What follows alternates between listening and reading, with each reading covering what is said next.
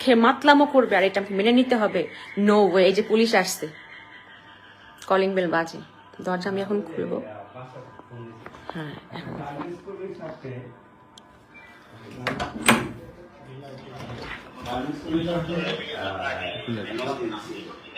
জি আমি আমি আপনাকে ফোন করছিলাম, আপনাদের ফোন করছিলাম। এই যে ওকে নাকি আমি মারছি, ও বলতেছে ওর, হ্যাঁ ওকে নাকি আমি মারছি, ও বলছে ওর নাকি ওর ফেসে দাগ আছে। সেই দাগটা কোথায়? দাগটা কোথায়? এই যে এই যে মদ, এই যে মদ, এই যে বিড়ির অবস্থা, এই যে ফোনে কাকে কি বলতেছে দেখেন, দেখেন এই নাটক। হ্যাঁ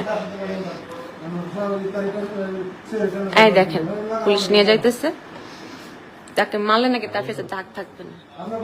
না ভাইয়া এক সেকেন্ড আমাকে বলতে হবে, আমাকে বলে যেতে হবে। আপনারা যাওয়ার পরে এসে আমার সাথে মারামারি করবে তা কিন্তু হবে না, ও আসতে পারবে না বাসায়। এই যে লাইভ তোকে দেখতেছে ফেস, তোর ফেসে কোনো কিছু নাই। যা, আপনারা প্রমাণ পাইছেন, প্রমাণ পাইছেন।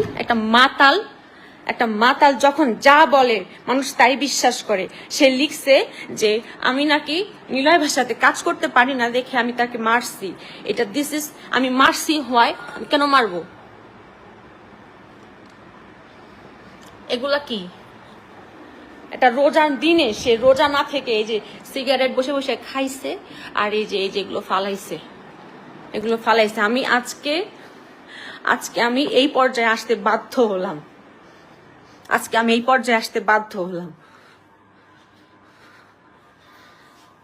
আমি বারবার বলতেছি আমি এখন ঘুমোবো, আমার সকালবেলা শুটিং আছে, আমার ঘুম থেকে উঠতে হবে, এরকম করো না।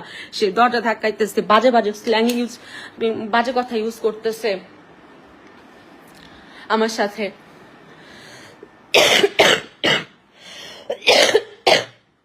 আমি দরজা দিয়ে বসা, আমি কেন দরজা খুললাম না? সে রাগ করে স্ট্যাটাস দিচ্ছে, সে রাগ করে ভিডিও ছবি ছাড়তেছে। একটা লোক মিথ্যাবাদী প্রতারণা নাই।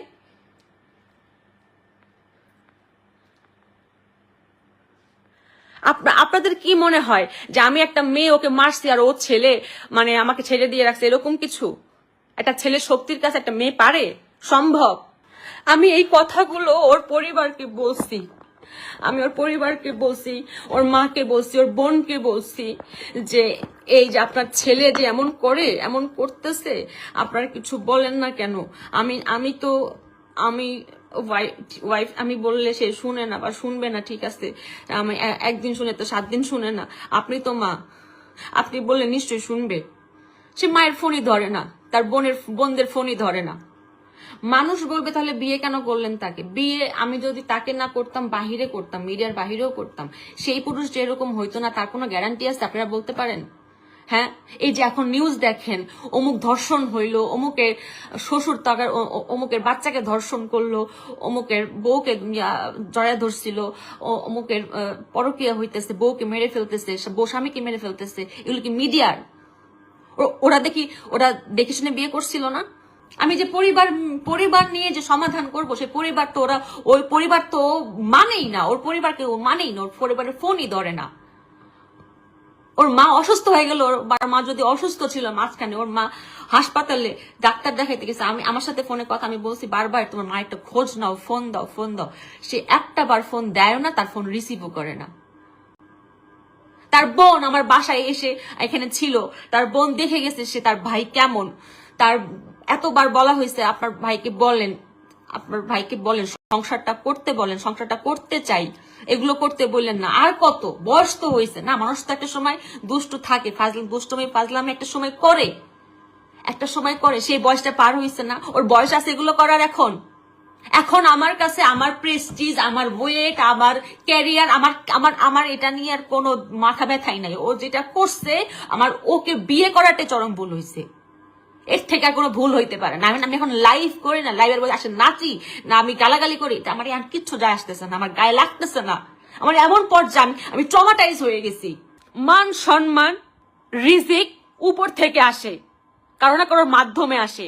তুমি আদিবাসী মিজান না থাকলেও কোনো আদিবাসী মিজান মাধ্যমে আমার আজকে যদি আমাকে যে যতটুকু ফেম বা পরিচয় যতটুকুই হয়েছে না কেন, আমার ফিনান্সিয়াল ভালো হয়েছে না কেন, সেটা অবশ্যই আল্লাহ দিছে। তুমি দেওয়ার কেউ না, তুমি মাধ্যম মাত্র। এত অহংকার ভালো না। অমুককে আমি করছি, অমুক আমার জন্য হয়েছে, মানে এগুলো তো আমরা বলবো যে হ্যাঁ আমি অমুকের জন্য আমি প্রকৃতি হইতে পারছি, অমুকের জন্য। তুই নিজের ঢোল নিজে পিটাইলে কোনোদিন কেউ বড় হইতে পারে? কোনোদিন দেখছিলেন? বিয়ের আগে বিয়ের অনেকে জিজ্ঞেস করবে হয়তো আমাকে যে বিয়ের আগে জানতাম না সে আমার, বিয়ের আগে জানতাম কি সে তার একটা বিয়ে হয়েছিল, ডিভোর্স হয়ে গেছে, তার একটা বাবু হয়েছিল, মারা গেছে দেখা সে ডিপ্রেশনে গিয়া হয়তোবা সে সঙ্গদোষে মদ খায়। হ্যাঁ, তো সে সঙ্গদোষটা সঙ্গটা চেঞ্জ হলে হয়তোবা ভালোবাসা দিয়ে একটা মানুষকে ঠিক করা যায়। সে মাঝখানে ঠিকও হয়ে গেছিল, সে মোটামুটি মদ খা ছেড়েই দিছিল। এখন আবার কি সঙ্গ পাইছে আমি জানি না, কাদের সাথে মিশে আমি জানি না, একটু খোঁজ নিয়ে দেখতে হবে। কোন বস্তি পোলাপানের সাথে মিশে, কোন থার্ড ক্লাস সাথে মিশে, যাদের কোনো ফ্যামিলি নাই, যাদের কোনো সংসার নাই, যারা খালি মদ বুঝে, বাগি বুঝে আর জুয়া বুঝে। কখনো বর কথা না সেই সংসারে, কখনো না।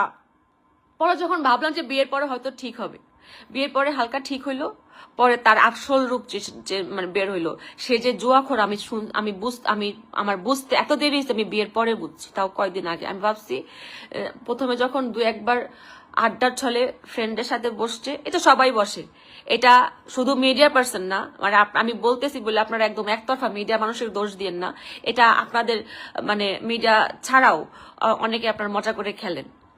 একবার দুইবার সেটা হইতে পারে, ঠিক আছে, বা আমি তো বুঝিও না, কার্ড খেলা আর কি, ওই টাকা দিয়ে খেলা। তো আমি তো আগে দেখছি মানুষ কার্ড এমনি খেলতো, টাকা দিয়েও খেলে, এটা আমি জানতাম না। তার দু একবার আমি যখন দেখছি তখন ভাবছি মনে এটা মজা করেই বন্ধুদের সাথে খেলতেছি, কিন্তু এখন র্যান্ডম